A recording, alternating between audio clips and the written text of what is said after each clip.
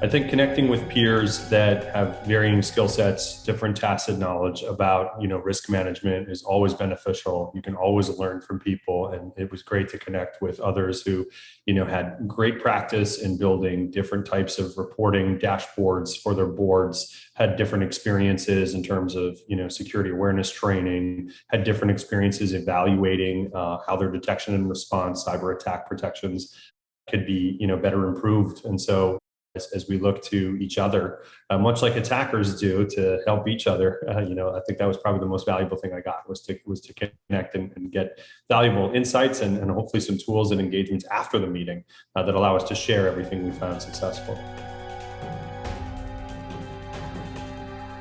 I think a lot of focus was on talent management, that everybody was worried about staffing and building proper cybersecurity expertise within IT.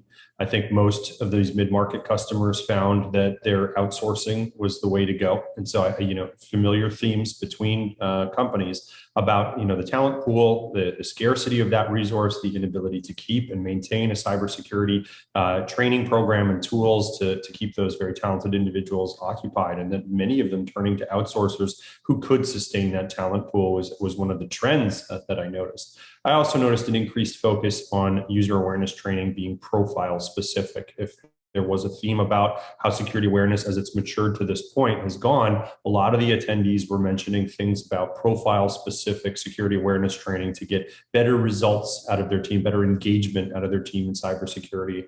I also heard the infotech framework getting a lot of play in this particular session. So that was nice to see that, people sort of gravitated even in their own independent ways to familiar or similar frameworks, to things like ITEL and other service management frameworks that are more broad than, other types of compliance-oriented PCI, DSS, ISO type frameworks. So that was also an interesting trend, those three.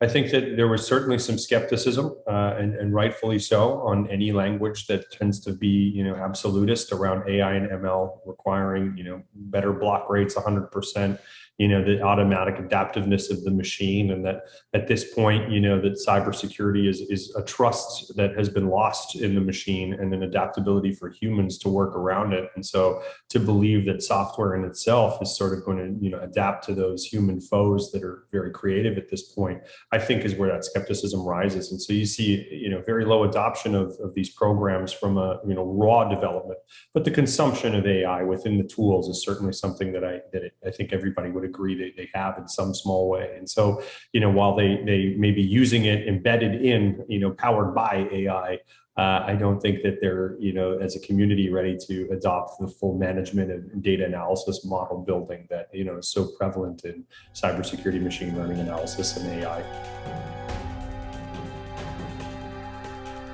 I think that the powered by mentality sort of believes that it's self-sufficient, that it sort of monitors and manages itself and adapts on its own, right? That there is no analyst or customer labor that has to be involved with the AI that's been prepackaged into these tools, and that is not the case.